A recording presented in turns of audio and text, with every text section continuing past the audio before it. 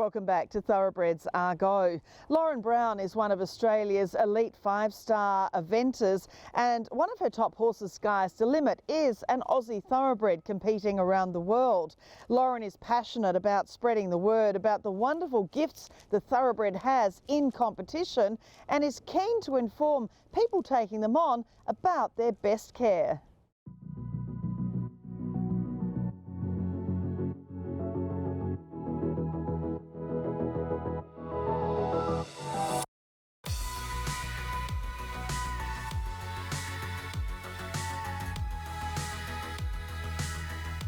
Lauren, it's fabulous to see you here with two wonderful thoroughbreds, one a very accomplished eventer and the other one just coming through his grades. Tell us what you love about the thoroughbred in competition. I'm so lucky to have come across two great thoroughbreds. Both have their own personalities and they both like their own things, but they give 100% every time you work with them, and that's what I love about them.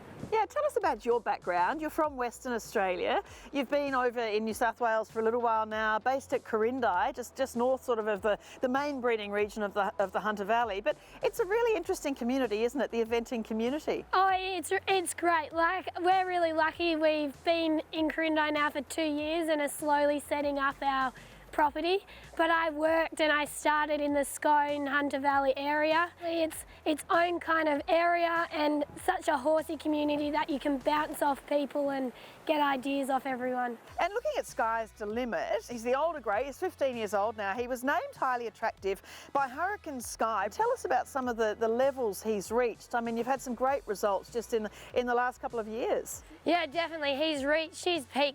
He's starting to reach the peak of his performance. In the last 2 years, we've definitely seen the best of him. In 2019, he went to the Australian International 3-day event and competed in the 5-star. There's only 5 of them across the world, so it really is the pinnacle of our sport. And he just performed absolutely phenomenally over the 3 days, and he finished on the podium at the end. I couldn't have asked any more from him. And galloping through the parklands, that's what everyone says is the best part about going to Adelaide and having the crowd and the atmosphere. And when you come up over the hill and go down to Rymel Lake for the first time and you just see the crowd, you really do have to give the horse just a moment just to take it all in and see it all, because it definitely is, you wouldn't come across another sight like that. But he took it in and he ate up the cross country. He loved it. And you're in the Oceania team. You know, you had another great result just recently with him. So they do mature, like now as a 15-year-old, as you say, reaching his peak. Yeah, that's it. Like early on, we just did lots of training, lots of schooling, didn't really push the competition side of it, more just to give him time to get used to it and adjust to his new career. But now in later life, as he's a little older, he's experienced it more, you can really go out and he knows his job and he loves it. And tell us a story with your new fella. So by Zebedee, so he's only a 5-year-old, 10 years younger than Sky's the Limit.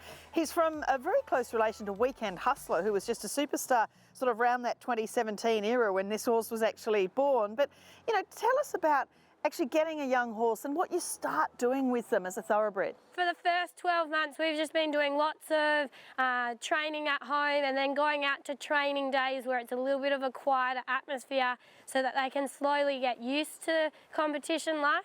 I find with a young thoroughbred, it's all about trying to take the adrenaline out of it, because that's what they've learnt in racing, is to run off adrenaline a little. So it's about trying to take the adrenaline out and teaching them how to cope with adrenaline when it comes in. How do you sort of get him to really adapt to each of those different disciplines? Slow steps, small steps.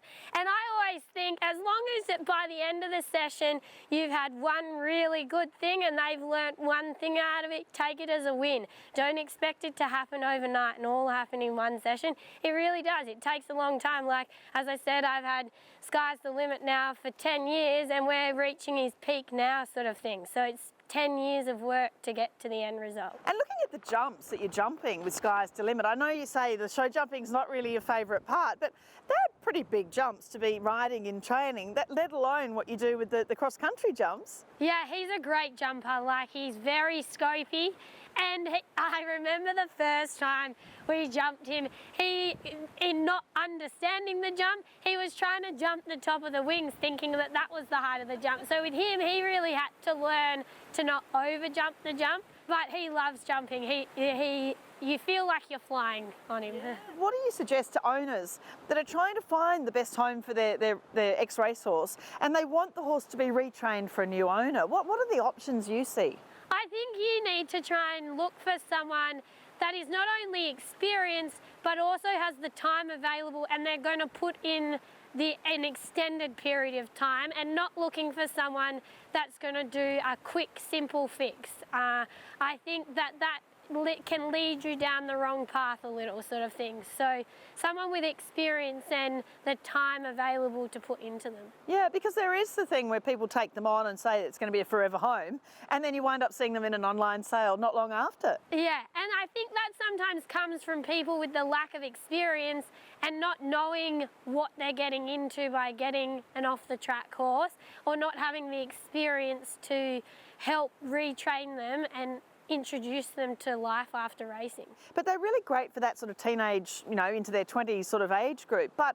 again, you need to have someone coaching and actually teaching the rider as much as the horse. That's right. I think if a young person is wanting to take on a thoroughbred, they're great for that, but just make sure you have someone to help guide the process so that they can learn as well as the horse. Having someone to guide that process, and they'll be away and running. There are now avenues, I guess, for getting rewarded if you take on a thoroughbred. Have you seen sort of more of an uptake of thoroughbreds in eventing as much, or do you see it more as a sort of a show jumping thing? No, they're definitely great for eventing, like galloping cross country.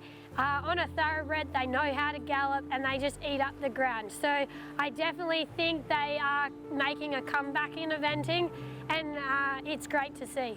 So another fantastic off-the-track thoroughbred here. Beautiful animals, and we see how he's just sailed through that water jump in a big positive 4-stride distance to element B.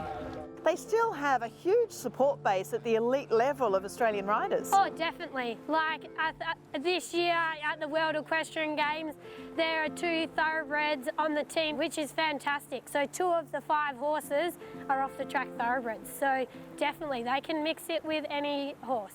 The quick thinking is great for cross country because we as riders, we're not perfect and we make mistakes. So having that sharp, quick thinking horse under you can definitely get you out of trouble.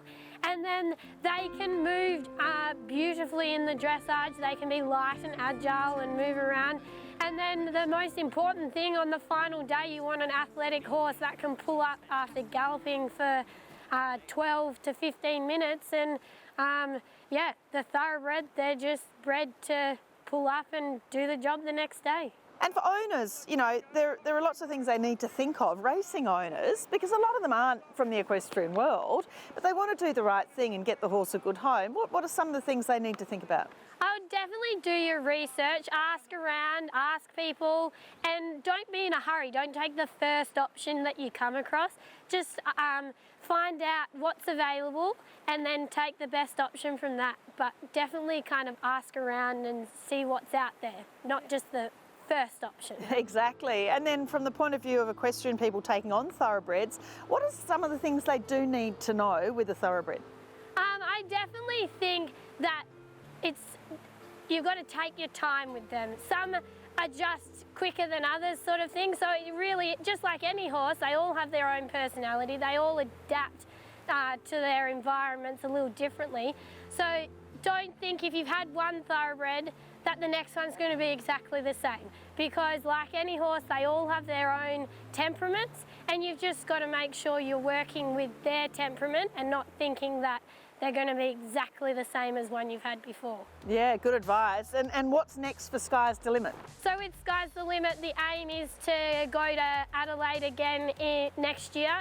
So the event's being changed to April in 2023, and that's to go in the 5-star again, and hopefully maybe better our previous result there. And with Rafiki, what are the next stages or next steps for him? Yeah, no, he's an exciting young horse. I'm excited to just get him out and about a little more now that he's started going out, and just show him the ropes really. So we'll take him to some show jump days, dressage days, and then a few one-day events in there as well. I am so grateful that Sky's the Limit came into my stable and all the opportunities that he's given me as a rider.